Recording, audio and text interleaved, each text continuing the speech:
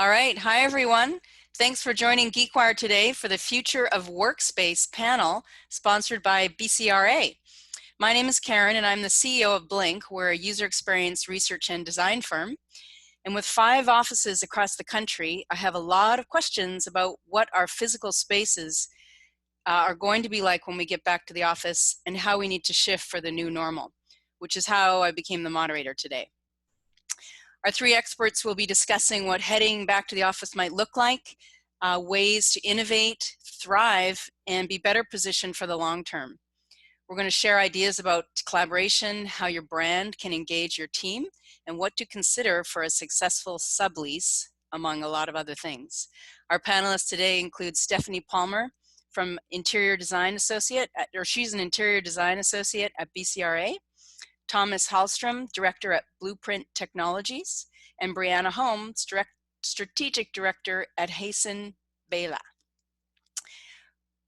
We're going to spend about 40 minutes with our panelists, and then we're going to open it up for questions via the Zoom Q&A. So just look for the little button on your screen.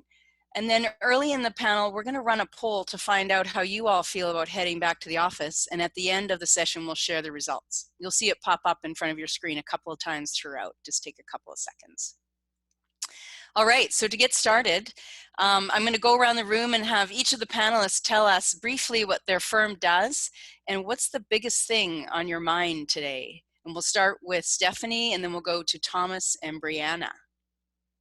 Great, thank you, Karen. My name is Stephanie Palmer, and I'm an interior designer at BCRA, a space where I work with an awesome team of architects, engineers, experiential graphic designers, and landscape architects. We pride ourselves in creating beautiful space for our communities to use and enjoy, while also making our clients feel like they have a seat at the table when it comes to planning their future spaces.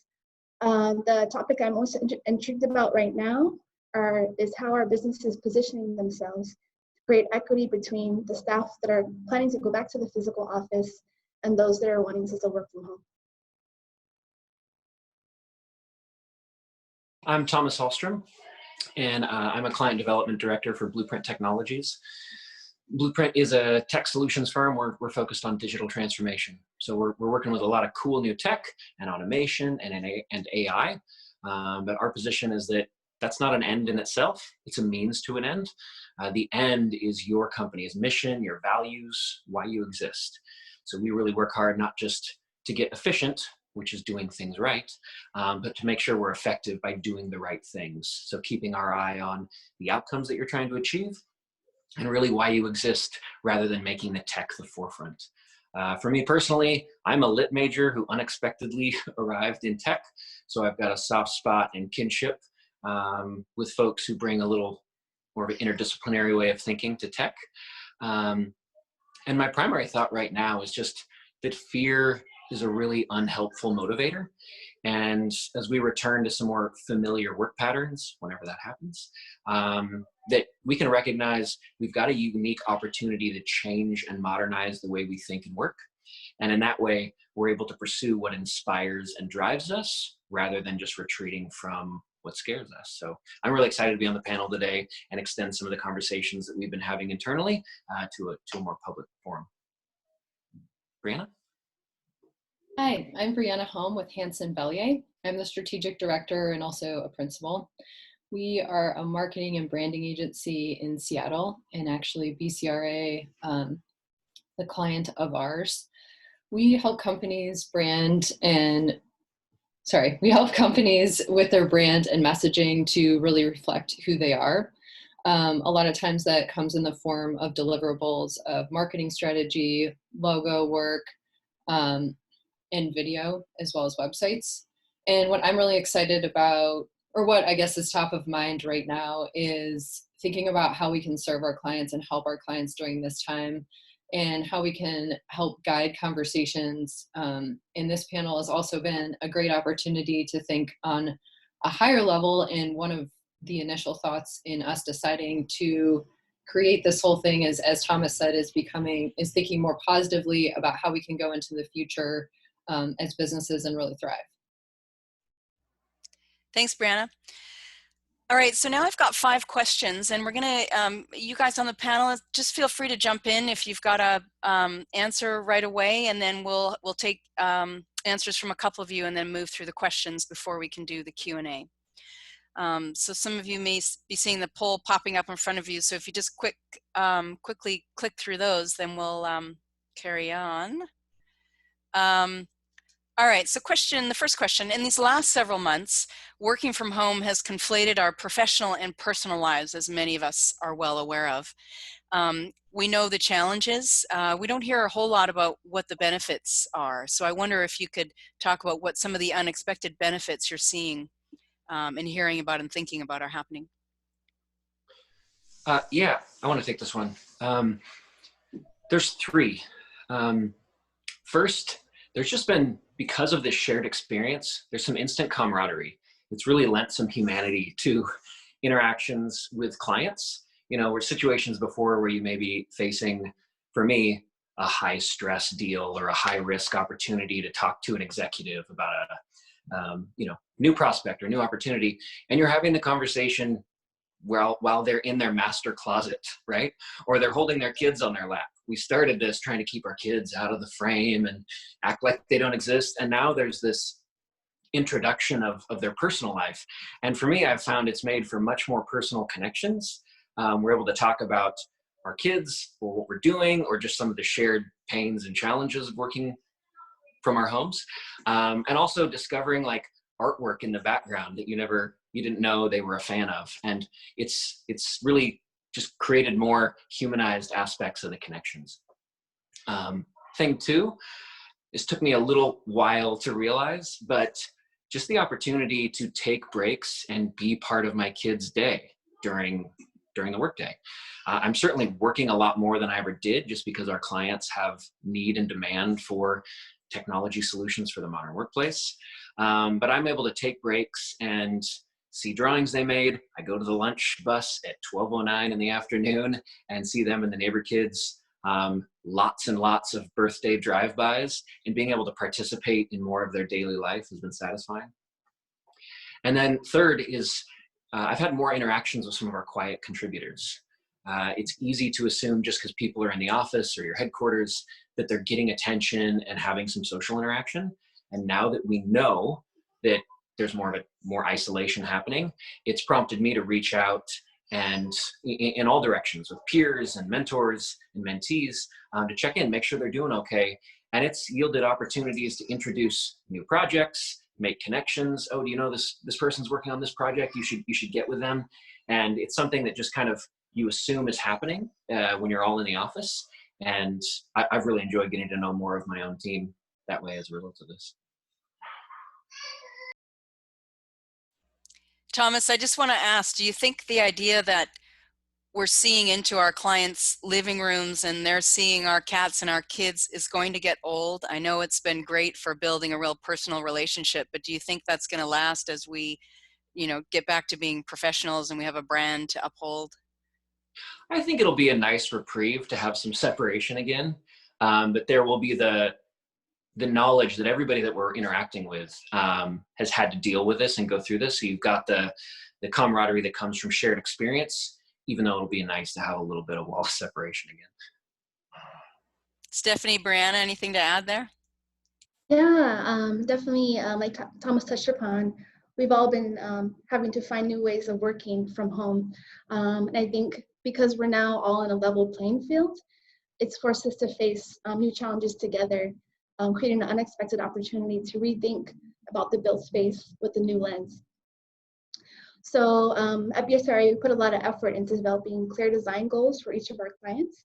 So I feel like we can apply that approach to considering about what our new normal will be in the built environment. So for example, a lot of our clients are still concerned about creating an environment that reflects their current brands and attracts future talent.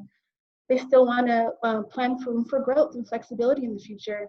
They also want to make sure they have interesting design features in their space, but also respecting people's personal comfort zones.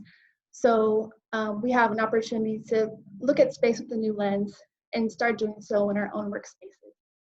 So some things I think, oh, go ahead.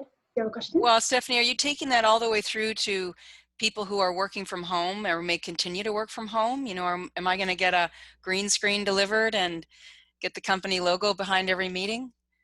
Yeah, we're definitely thinking about those people that are working from home. Either they're homeschooling or they're immunocompromised. We want to think of creative ways to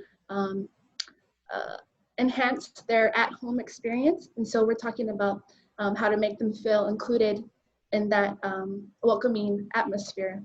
We also want to think about what are our new goals for our built environment and virtual environments.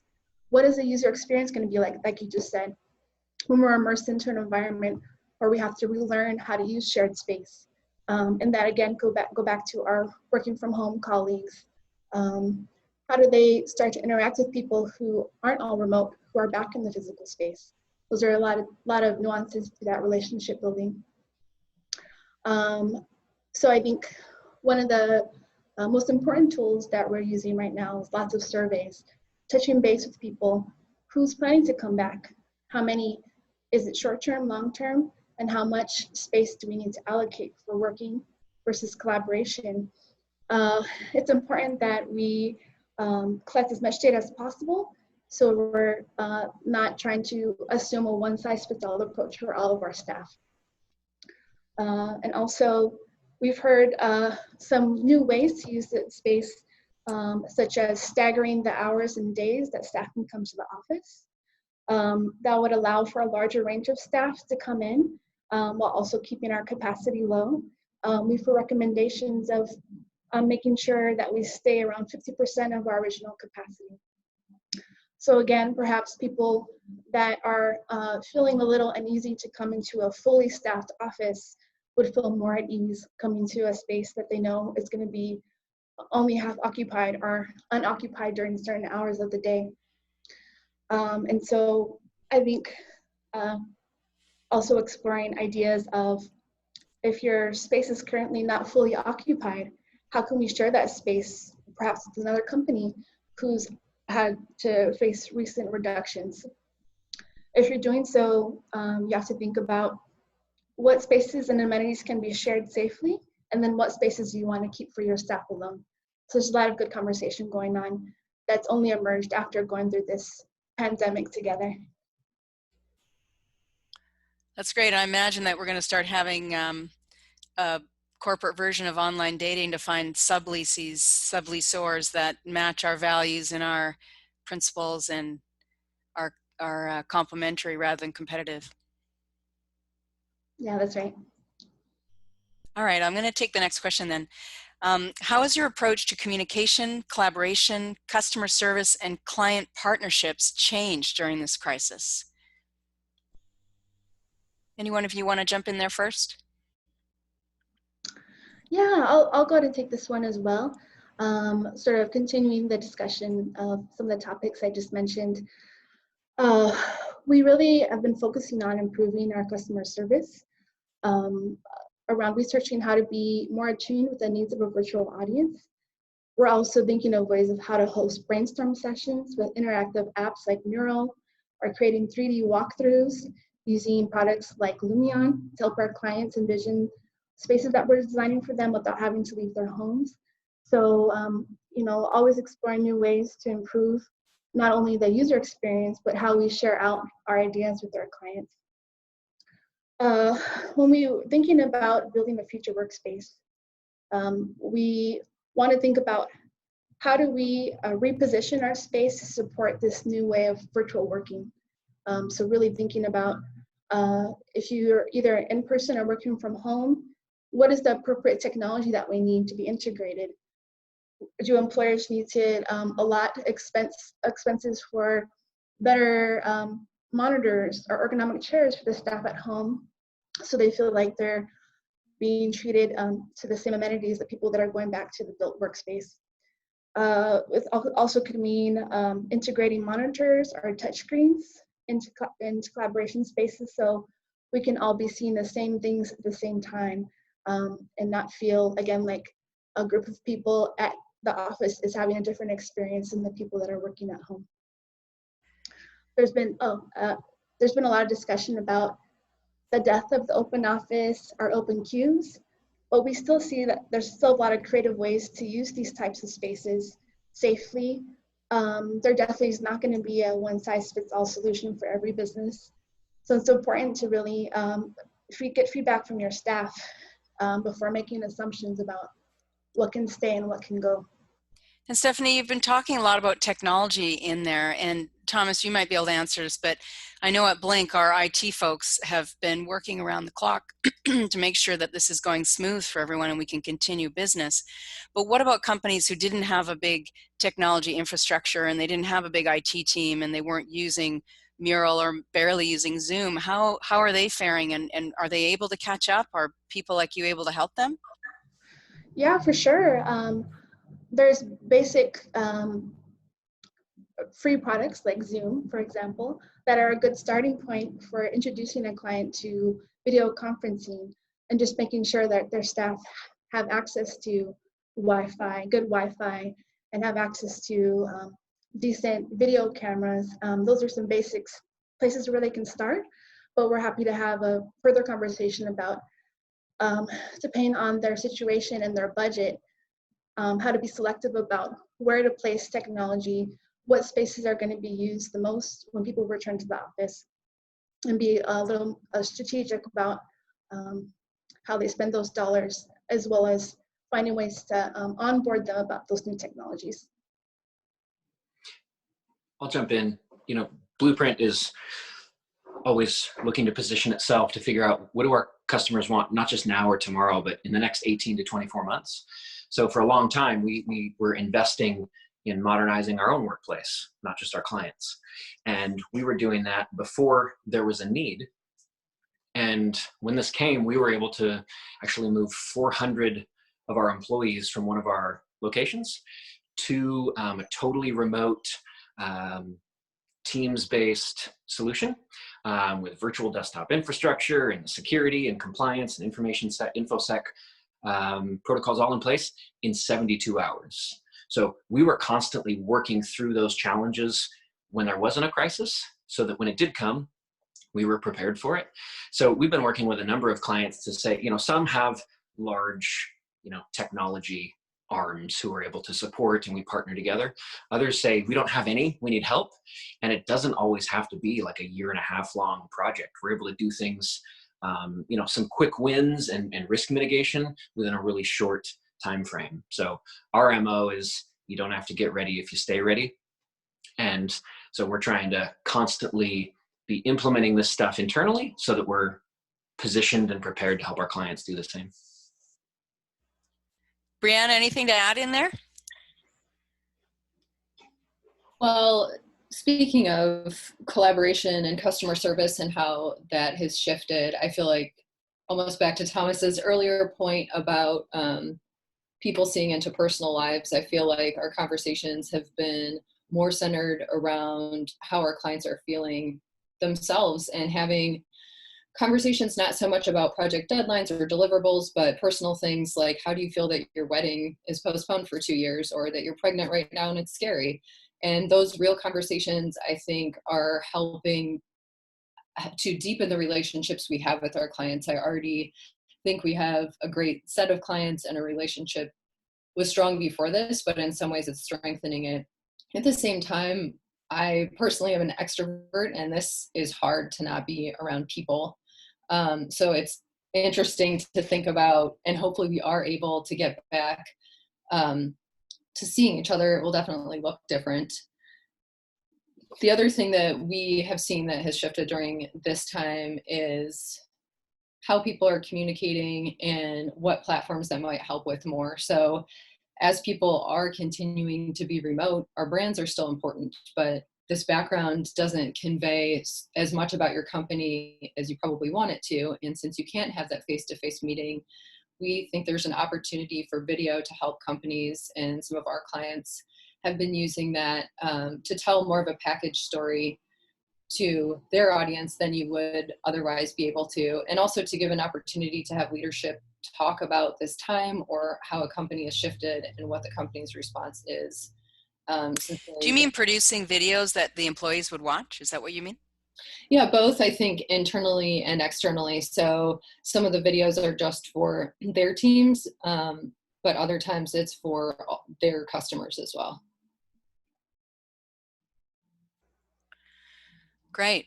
Okay, so moving on, what things should businesses be considering right now to be well prepared and better positioned for our longer term needs, and probably more importantly, the expectations of our employees, our clients, our customers? What can we do right now? What should we be thinking about? I will take this one. Well, it might not come to mind first. I feel like your brand is very important. And what the last recession showed us is that companies that have a brand promise and have values fared better than companies who didn't. They came back about 33% faster than companies that didn't have that. And we've seen that in our work through clients, just like Stephanie was talking about during doing surveys. I think it's really important for branding work to understand what your team and your internal audience thinks, as well as your clients. So why does this matter so much right now is, I think, without having that personal interaction, it's really important for people to understand what the company stands for together. And I think it's a good opportunity to assess, does your brand and your values still hold true in this environment? And I think they probably will, but it may be a reprioritization about what's the most important. And do you think companies can take on something like that right now? It's kind of like the IT department. If you didn't have one, it's not really a good time to get one set up when everyone's running around with their heads on fire. So do you think, are you able to do that now, like help a company get there quickly? Yeah, actually, I think we're better positioned to do it quickly. I think we feel almost like we're in an agile environment. I think, like a lot of companies, our work has slowed down, the pipeline slowed down. So I feel like there's an opportunity for companies to pause and assess where they are and be positioned when when business does pick up, be positioned better as compared to competition and in terms of recruitment and retaining with their brand. I also think internally they have time to do it, but I do know there's some people that feel like they are working 13 hours a day, going Zoom to meeting to Zoom meeting, and there are other people who don't have enough work to fill their day. Thomas, Stephanie, anything to add there? I think it's an opportunity to challenge assumptions. At Blueprint, I swear, in the 6 years or so that I've been there, we've had a reorg about every 8 months. And at first I found it disruptive, but very quickly I realized we're constantly assessing, is this necessary? Like, does this model still pertain to where we're at right now? So I would encourage people, question your assumptions about your product. You know, it's easy to say, what are you providing for your customers, your clients? Oh, we do thing X. Is it really thing X, or are you giving them security? Are you giving them confidence? Are you giving them risk mitigation? Are you helping them share the burden? Like, really get to the core of what it is you're offering them, and then figure out if there are other people who are facing the same issues or needs who you've overlooked as a potential market. So first, question your assumptions about your product, and then question your assumptions about your clients and your customers, their location, where they live, how they're engaging, how they're acquiring your service, what risks they're weighing when they're choosing your service or product over someone else's, and figuring out, are those still valid post-COVID? And then, you know, you're working your way eventually all the way back to what kind of assumptions are inherently built into your operations and your success indicators and metrics and your technology. Are those assumptions baked in to the point that you're doing a lot out of habit because you always have, that's no longer relevant? And where it really gets tough is to ask yourself, especially if you're a decision maker, a leader, are you willing to listen to your team's feedback about some of those golden calves and processes that we've done forever? It ain't broke, don't fix it. And it would be fairly costly to overhaul or to re-examine it. But if ever there was a time, it is now to challenge those assumptions. Yeah. I don't know if everyone can see, but we have head nodding from Stephanie and Brianna. Yeah, just to add quickly to Thomas's comments, I think it's easy to get caught up in the unknown, but I think for us, we want to stay grounded in big picture ideas. What has changed, what remains the same, and what can get better. So if you can circle back to those core questions to help guide your decisions about your future workspace, I think that'll really help you stay focused on things that you can control. Also thinking about, will making changes in the built environment affect how you think about your short and long-term business strategies?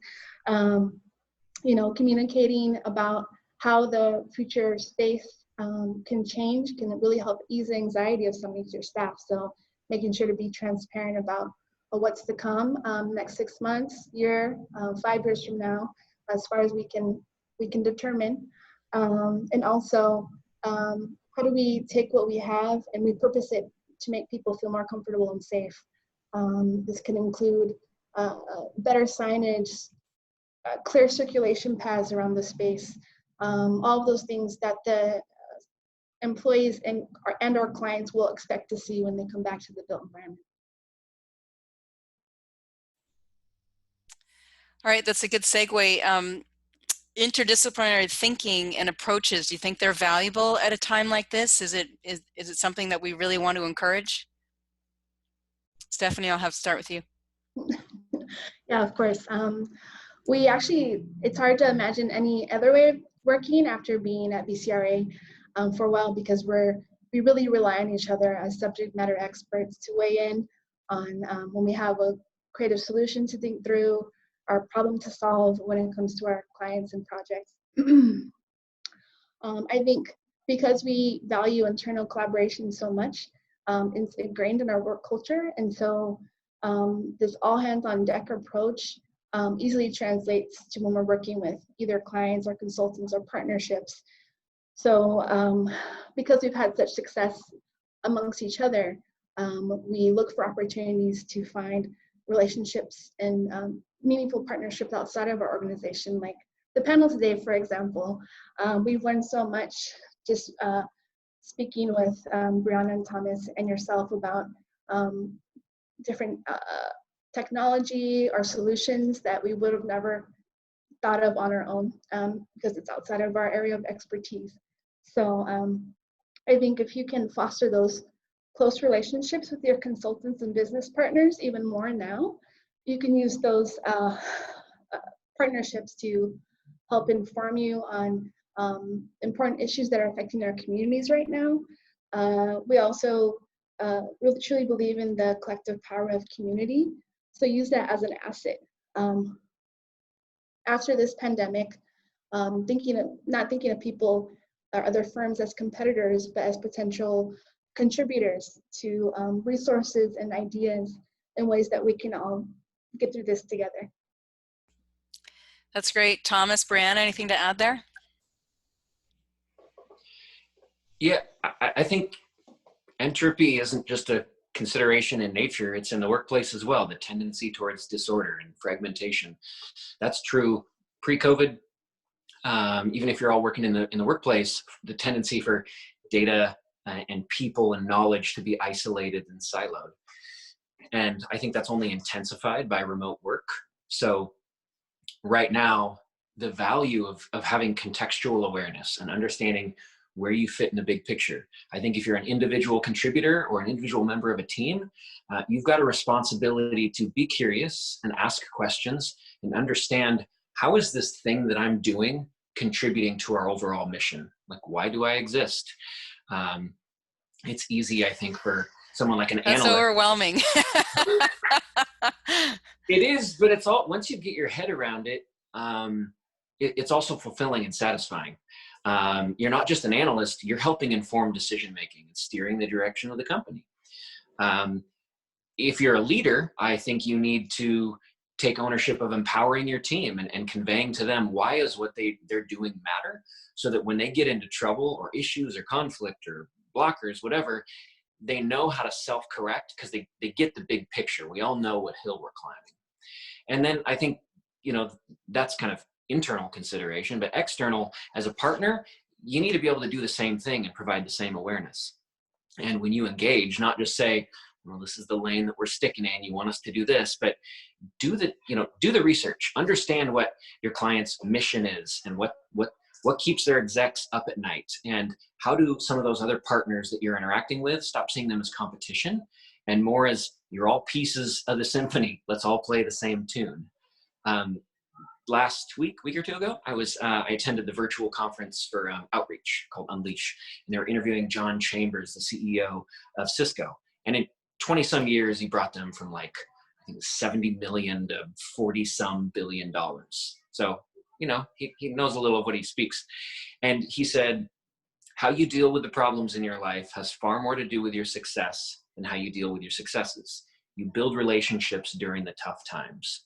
So I think when we're finding ways to meet our clients and our customers in this period, I think of it a lot like going to a restaurant. If everything goes smoothly, there's not a lot to talk about other than maybe a good meal. It's those instances where things go south and they've got the restaurant has an opportunity to give you a supreme customer experience. You evangelize, like you tell people that story when they go above and beyond and go the extra mile. And I see this as an opportunity to go the extra mile with our clients and really serve them and recognize the big picture. Because when you take the time to understand their mission, their outcomes, and what they're trying to accomplish, you're building a healthy relationship, not just a successful transaction. And I think that's far more valuable and enjoyable than the other way around.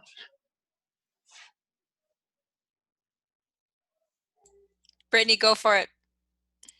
For us, I think, the same, it is really important for us to understand our clients and what they stand for in terms of what we're building. What we are helping them create are the messages and the look and feel of their brand that really reflects who they are. And a lot of our clients tell us when we deliver our work, whether that's a video or website or brand, like brand and website and BCRA's case is like, yes, this is what we've known about ourselves, but we didn't know how to say it.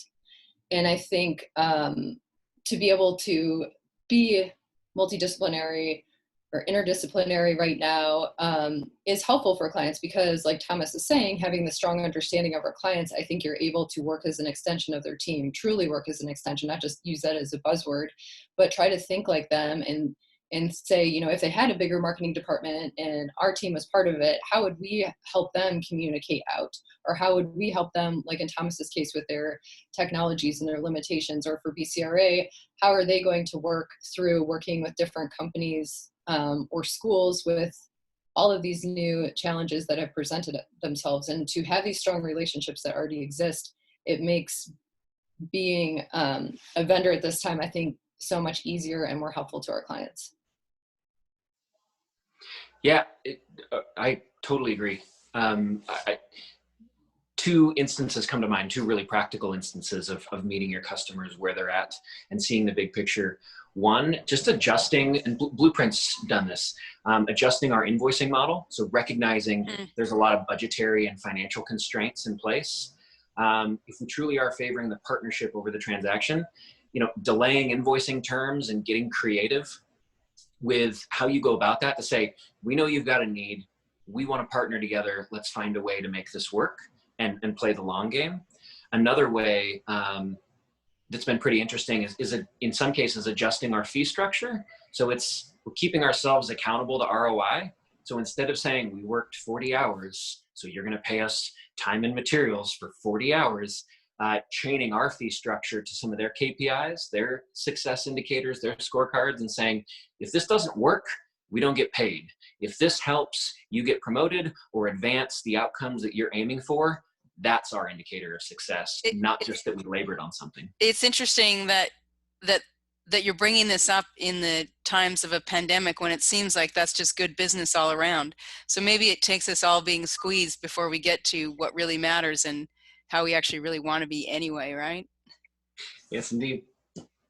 All right, so we're going to stick the poll back up for a sec here, and then we're going to move into our last question before Q&A. So the next question I have, and I'm going to have you guys go round robin. We'll start with Brianna, Thomas, and then Stephanie. As we prepare to get back into a new world of work in the office, whatever that ends up being, what do you think the one thing that we can be doing today? So what's your one thing? My one thing is PBR, not the beer. This is something I read actually about parenting. So I have 2 young children, a 2 and a 1-year-old. And the thing that they said for advice, this is maybe helpful if you're just parents and you're frustrated right now anyway, is pause, breathe, and respond. And I think as companies, we can do this right now, is take the time to pause. And instead of, like Karen said, running around with like chickens with their heads cut off, because I think there was anyway, some sort of panic, is just taking the time to work on different things about your business that can really help you when sales do return. Well, maybe they're not returning, but increase again. And so pausing, figuring out what your plan is, and then responding both internally and externally to your customers. That's great. Stephanie, do you want to go? Sure. I think now more than ever, thinking of your office as a collaboration space and a space that people can't duplicate at home. We've discovered that we don't need physical space to do individual tasks anymore, but most of us are definitely looking forward to having a gathering space outside of our homes for in-person interaction of some kind. So start exploring these ideas by asking your employees, what do they miss about physical space? And then see what comments come up to help guide your reopening strategy. I think that's going to be key to getting people out of their houses. After Brianna's answer, I kind of want to change mine, because some days I think a PBR tall boy is absolutely the best thing you can do. For me, it's back to challenging our assumptions. So I would start, you've got a really unique opportunity right now to stand outside your office, to stand outside your daily typical schedule and look at yourself and look at what you do. So I would encourage, whether you're a leader, an individual contributor, to get really honest about what you're doing throughout the day and log it, and take a look there's lots of talk these days about essential and non-essential businesses. Look at the tasks that you do, the meetings, the conversations, the one-on-ones. Figure out if those are essential or not, and memorialize what's working well and what isn't, so that when things do open back up, slow and protracted as that may be, you're reevaluating some of the things that you've been doing out of habit rather than utility or necessity. I think there's a lot of value there to change how you're operating, and spend your time on what counts. It's easy to kind of, even for me, things that I've done for a long time, think, no, I've got to do this. And I ask people to help me do it better, more efficiently, when they're able to, my colleagues are able to pull me out and say, you're doing it right, but that's not the right thing. Like that's the wrong hill to be climbing, the wrong thing to be chasing. So taking the time to log what you're doing and kind of inventory what makes sense and what can go. Again, Thomas, I think that's great advice for all times. Excellent. And let me add in there that one thing that that I've been talking about is acknowledging that we're pivoting right now. So when I've been having discussions with other people in the office and we're talking about something different, it's taking people a few minutes to understand why we're talking about this thing in such a different way than we normally would. And when we actually just stop and acknowledge that, hey, we're pivoting right now, this is different, then all of a sudden everyone just takes a deep breath and says, okay, we're using our creative minds right now and we're coming up with something that's different than it was 2 months ago. And that has kind of freed us up to think differently and come up with some really great solutions that are just, pivoting. It's really interesting to watch everyone get creative. All right, well, thanks you guys. So we're going to move into our Q&A now. First off, Holly from GeekWire, she's going to come in and share our poll results, and then she's going to read some of your questions for our panelists. So take it away, Holly. Yeah, so Melanie, can you pop up the poll again just to show us the results? It looks like overwhelmingly people want the best of both worlds and do continue to work from home, but also go back into the office. So kind of addresses what many of you have talked about today. And I can't help but acknowledge that line should be green because I think it's good, not red. Yeah. And then 25% feel that, there's no place like home. And they want to continue with this working remotely. They're in their groove now, and they're seeing that this works, and they want to continue with that. So thanks everyone for participating in our poll. We've had a lot of great questions, not only through the registration, but popping up on our Q&A today. One of them, just a little housekeeping for Stephanie. You had referenced some digital brainstorming tools earlier in this session. Can you repeat what those were? Yeah, sure. One creative tool that we use is called Mural, M-U-R-A-L. And it's a really cool visual brainstorming tool where you can do Post-it notes, post images, draw diagrams, and really gather your thoughts into a big virtual whiteboard. So we use that a lot when we're brainstorming design concepts and coming up with different ways of thinking about things. And then the second tool is called Lumion, and it's a tool that works in tandem with Revit.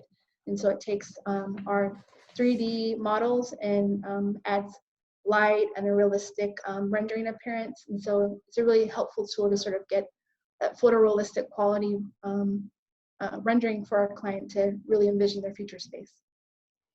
Great. We also had a question, and this would be a great one for both you, Stephanie, and probably Thomas too, about VR in the workplace. There was a slowdown in VR, but now it seems like there's another growing interest. How do you guys see that working? And is that something you're considering for future of the workplace? Yep, Blueprint's constantly taking a look at the cool shiny new things. For us, it's less about we should inject VR into the workplace and more about where is there a gap or there a need. Some of the most interesting applications I've seen is for people who are in the field. Folks working on wind turbines for renewable energy utilities, or maybe out at oil and gas rigs where they need to have access to manuals, knowledge management, predictive maintenance schedules. Like there's all kind of intel that they need, and using VR and things like Microsoft's HoloLens and things like that to kind of overlay on reality instructive capabilities, maybe engineering schematics or sequential steps of how to maintain or repair something, and using that technology to identify patterns in how to better enable people who are out in the field. In other cases, we work with a few nonprofits and healthcare companies. They've got people out providing mobile medical assistance to people who are not living in a home, sometimes living under a bridge, and being able to access patient records, share and display and collect consent for different treatment plans. Like there's a lot of cool tech out there that is mobile first and empowers them to do their job. Again, it's less about introducing the tech into the field and more recognizing there's a gap. Where can we use this to improve the patient experience or improve the, turbine engineer's experience?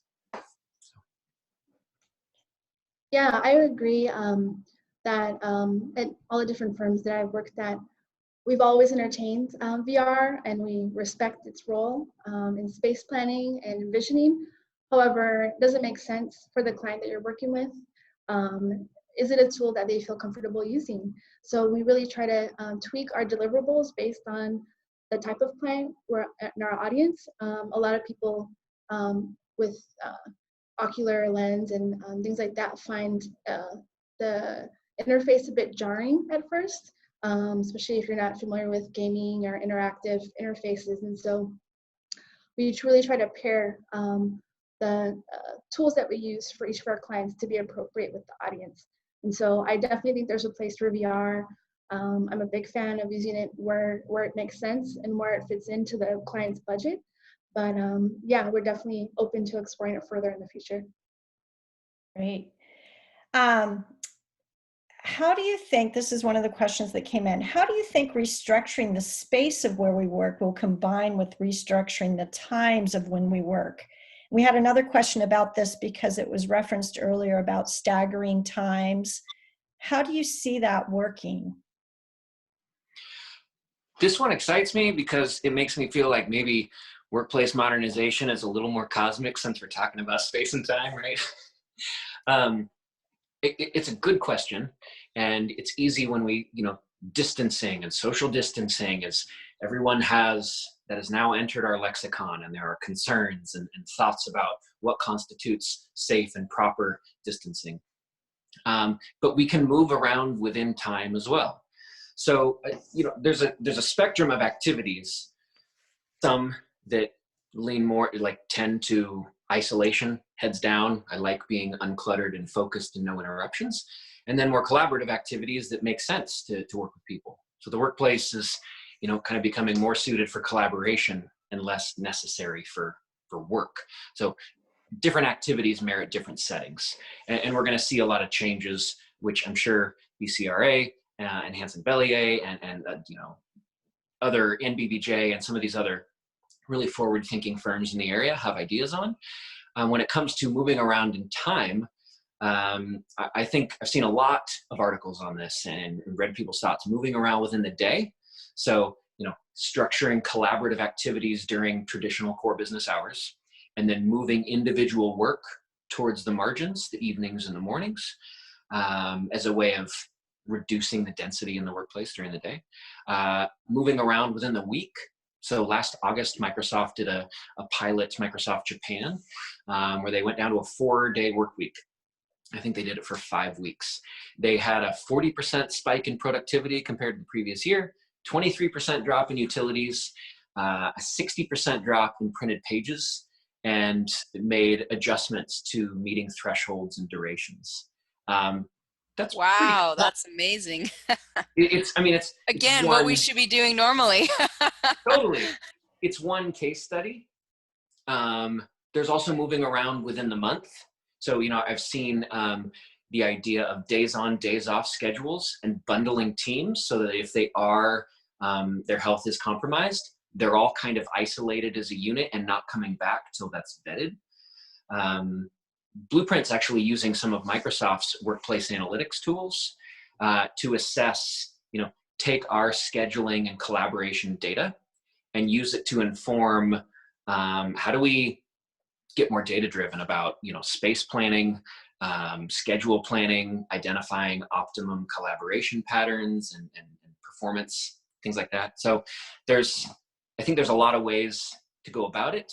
I love it because it's a new, unique challenge. And I think it's going to lend to the workforce having more of a say, because we've all got this in our collective consciousness very recently, of having flexibility and being able to Tetris the workday and kind of eliminating some of those old 8 to 5 assumptions.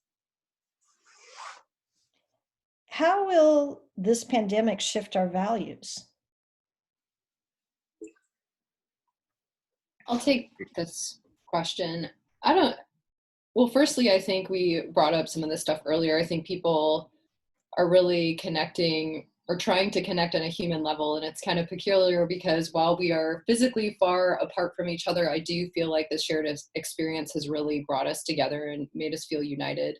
I think it's going to be more about a shift in the prioritization of companies' values instead of revamping them from the very beginning. It's been interesting to talk with BCRA about some of their values that their company has that were established long before this whole situation happened, and how it's really helped them through this specific time period because everybody in their company was involved in developing and prioritizing and deciding on what those values are, and now living those values. And I think that's important. As Karen keeps saying, is this is good for a business at any time, but it's interesting how this time has tested companies in different ways. And, to kind of spin off of that, we had another question is, what are some of the things businesses should be doing now to boost resilience and success in this new landscape? Any thoughts there? I really think that Thomas was talking about how they're serving their clients differently. And I think there's definitely more flexibility in how companies are able to serve their clients. So it might be a reduced fee structure. I know a lot of companies, including ours, were fortunate and got the PPP loan. And so what does that look like is companies can exhale a little bit for the moment and maybe focus on some of the bigger issues that they should have been focusing on anyway, but maybe their day-to-day work was prohibiting them from doing so. So I think just taking the time to look at the big picture and making sure that everybody, their house is in order, whether that's technology, whether that's their office space they're working in or their brand, so they can hit the ground running when more work does come in. Great. And by the way, there's been some comments about your artwork, Brianna. So just wanted to give you a little shout out for the trolls in the backdrop. I think that's a great addition to the Zoom call. There's also been some questions about, as we're looking at the office space, and some people are, I think it was brought up earlier about, possible reductions. If you're starting to design a tenant improvement today, considering the current pandemic, what recommendations would you have? I can take that one. Definitely look for a space with flexibility. First of all, make sure you do your research ahead of time about, so you have realistic expectations about who's actually going to use the space short term, but also ensure that beyond the planning for safety measures and social distancing, you have the ability to grow and evolve in that space in the future when hopefully we can get back to a more dense work environment with more people and a closer proximity. So also being resourceful about the spaces that you do have and figuring out how to repurpose them to make sense for the user today. That could include converting a private office into a quiet touchdown space. So if a person working in an open office needs to take a video call with a client, they have acoustical and visual privacy, which would be really important. And then also figuring out if you do build gathering space or conference space, what are the minimum and maximum capacity for those spaces, and making sure you respect those CDC guidelines of 10 people max occupancy, so that people, again, feel at ease if they do have to use those spaces for meetings, that we can adjust and tweak those spaces to flex for future growth and different needs. Stephanie, what about along those lines of looking at, when you're looking at a new space or going to do some renovations, of thinking about subleases right from the beginning? So if you know you want to take this office space, but it may, you're going to be sharing time now, sharing desks, how can you plan for a sublease right from the get-go?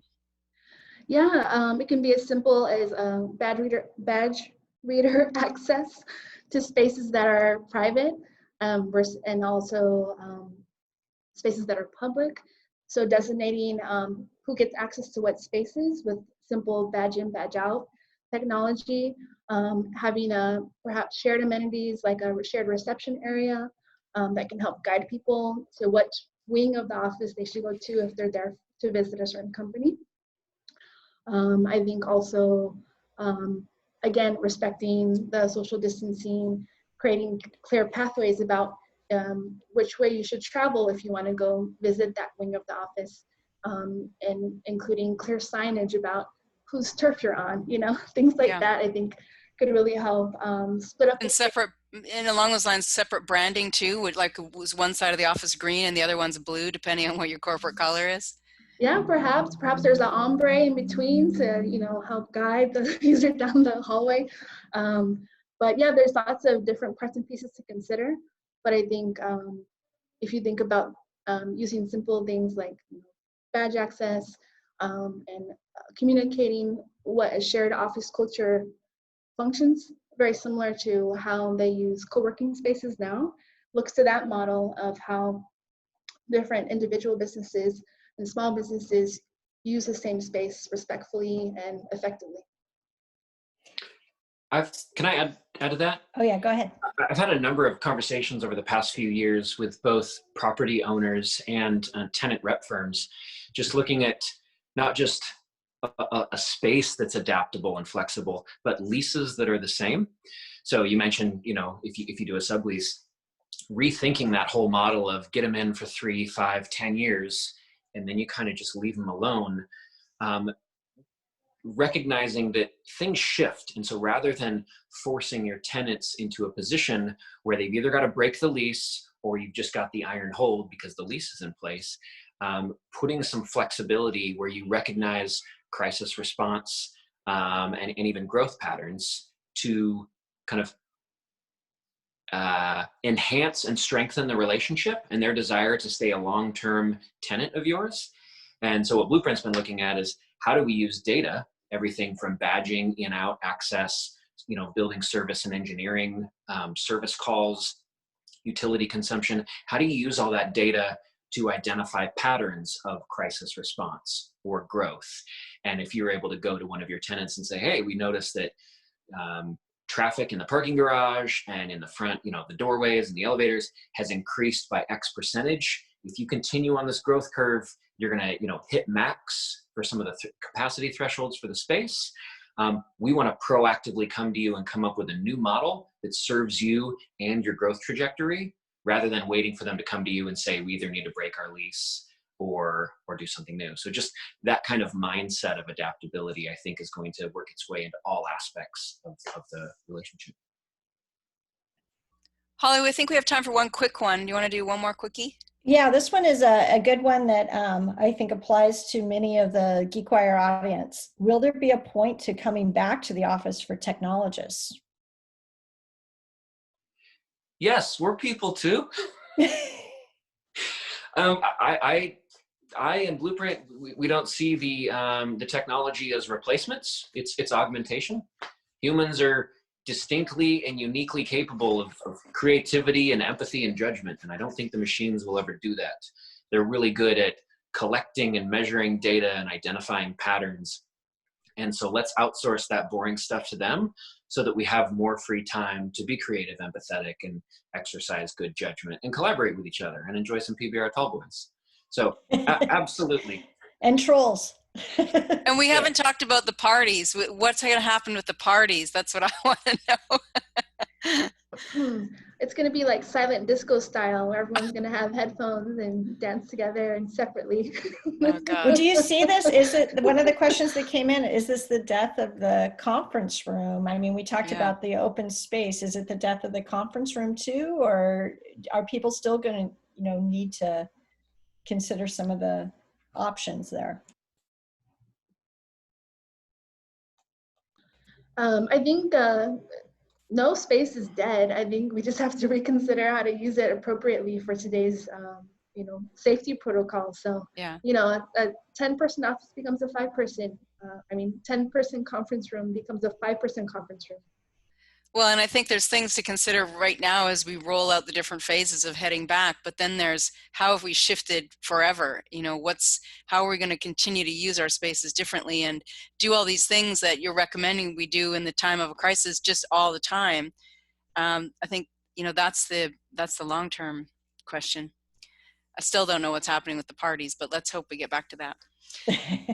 All right, you guys. So, thanks for joining us today. We had about 250 signups, so you were a big crowd of people interested in what's going to happen here. And I, for one, will look forward to hearing and reading and talking more about it to see what actually happens and sharing all the great advice.